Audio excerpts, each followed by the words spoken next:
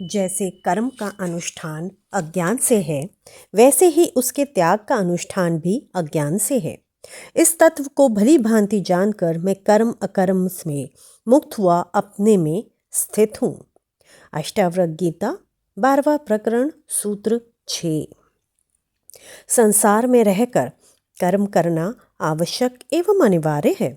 कर्म कई प्रकार के हैं, जैसे स्वाभाविक कर्म, अनिवार्य कर्म, प्रतिकर्म, निष्कर्म, अकर्म आदि।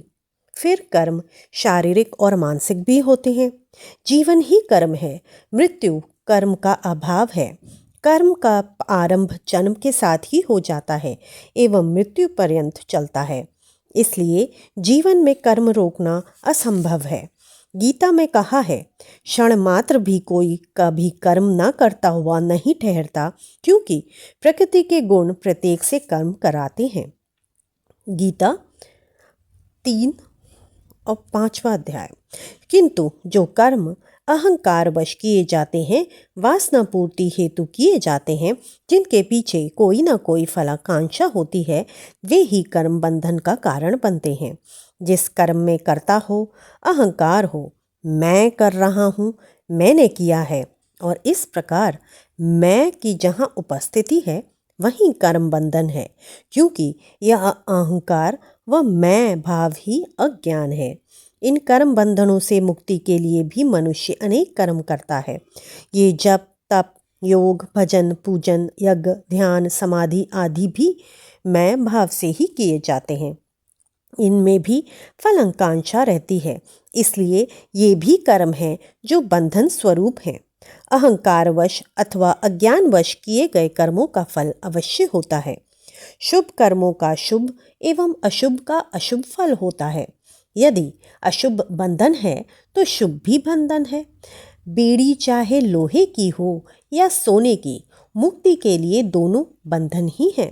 इसी प्रकार कर्मों का त्याग भी बंधन है, क्योंकि उसमें भी अहंकार है।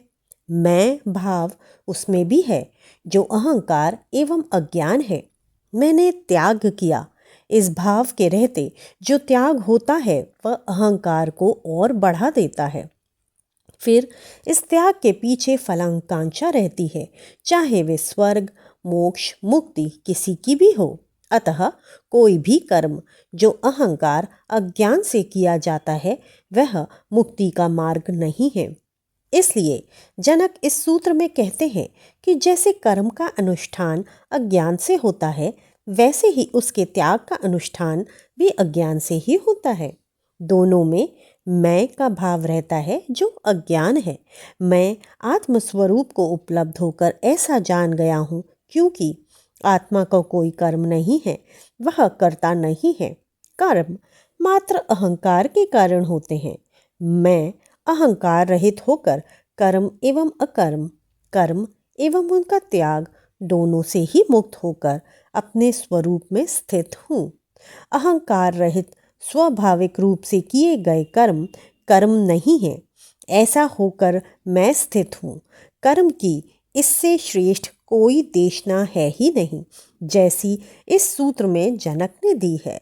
हितिश्री 12वां प्रकरण का सूत्र 6। कल फिर मिलते हैं एक नए सूत्र के साथ। तब तक के लिए राम राम।